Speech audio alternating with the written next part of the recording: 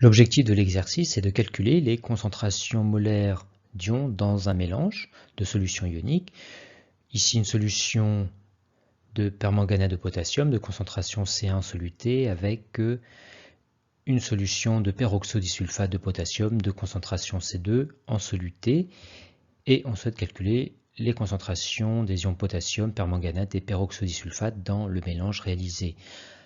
Pour cela, on établit dans un premier temps les concentrations des ions dans leur solution d'origine, dans la première solution.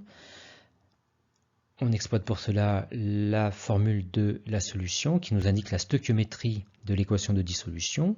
Et l'on voit que les ions potassium et ions permanganate se trouvent à la même concentration dans cette solution, qui est égale à une fois celle du soluté, une fois C1.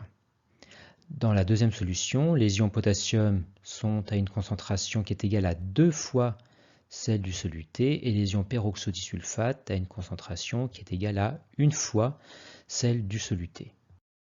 Commençons par calculer la concentration molaire des ions potassium dans le mélange en divisant la quantité de matière d'ions potassium du mélange sur le volume du mélange qui est égal à V1 plus V2.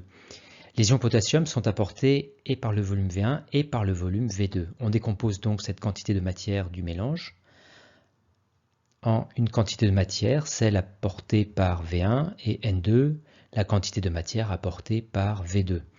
Et on remplace chacune des quantités de matière par le produit concentration molaire fois volume, avec les notations correspondantes, et on remplace les concentrations d'ions potassium par leur expression respective en fonction des concentrations de soluté, une fois C1 pour la première concentration et 2 fois C2 pour la deuxième concentration.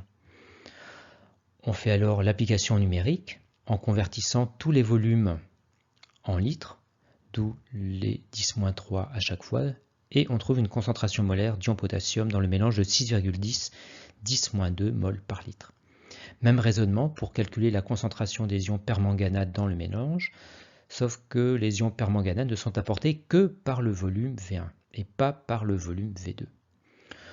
Et on remplace N1 par le produit concentration molaire fois volume. Concentration molaire des ions permanganate dans la première solution qui est égale à 1 fois C1. Et on fait l'application numérique qui donne une valeur de 9,0010-3 mol par litre. Même chose pour la concentration des ions peroxodisulfate dans le mélange. Quantité de matière du mélange qui est égale à celle apportée uniquement par le volume V2 et non pas par le volume V1.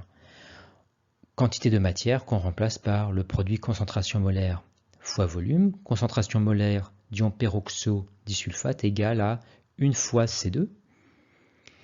On fait l'application numérique et on trouve une concentration molaire de 2,70 10-2 mol par litre.